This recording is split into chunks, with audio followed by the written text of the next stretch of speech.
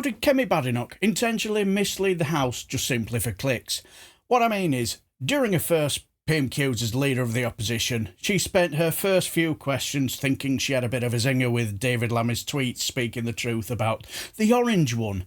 Then she moved on to defence spending. Mr. Speaker, he will not make that commitment, and yet the world is getting more dangerous. His Chancellor's budget did not even mention defence. The Chancellor's budget last week was a copy and paste of Bidenomics. It turns out that a high spending, high borrowing, high inflation approach is less popular than she may have thought. May I suggest he now urge her to change course, or is he determined to be a one-term leader? Prime Minister. The one thing I learned as Leader of the Opposition is it's a good idea to listen to what the government is actually saying. I think she just said that defence wasn't mentioned in the budget. It was 7 days ago that it was absolutely clear and central to the budget, as was economic growth. We are fixing the foundations. We're giving a pay rise to millions of people. We're picking up the mess that they left, 22 billion, and a tax rise and a pay rise for working people. And I haven't heard yet her welcome that pay rise for the 3 million lowest paid workers.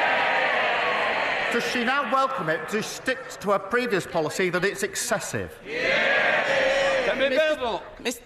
Mr. Speaker, I was the one who raised the minimum wage last year as Business Secretary. I have a strong record on this, but we need to make sure that we balance the books. His scripted lines are showing that he has not even listened to the budget himself.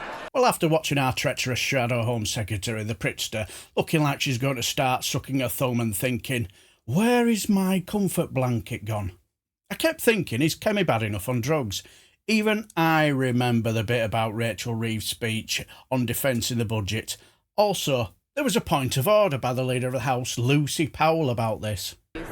It is relating to PMQs, Mr. Speaker. It's an urgent question. I just wondered whether the Leader of the Opposition wanted to correct the record, because she said in Prime Minister's question that the Chancellor didn't mention defence spending in her budget, yet she mentioned it many, many times, including allocating £2.9 billion, which far exceeds our... Well, can I first of all say it's not for me to correct the record, and it's not a point of order, but you've already done it for them. That's it, Lindsay. You go get him, Tiger.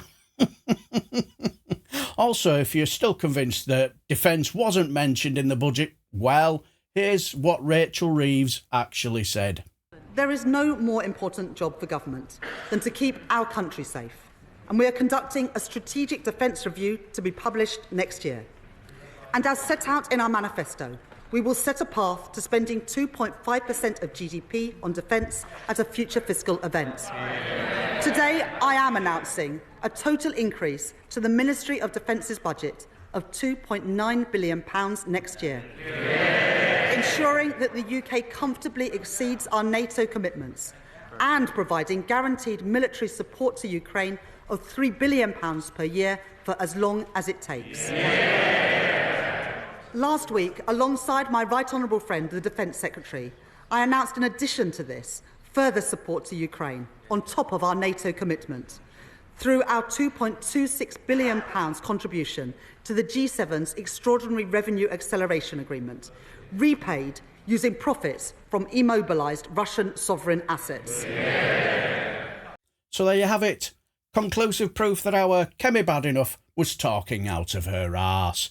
And Rachel Reeves did mention defence in her budget speech. So, is she just thick, lazy and incompetent? Or is she just saying this nonsense just for clicks? Or... I think the Leader of the Opposition is giving a masterclass on student politics. What do you guys think? Let me know down below. And if you enjoy everything House of Commons and Select Committee meetings, give us a like and subscribe. And I shall just bid you farewell and take care, my friends.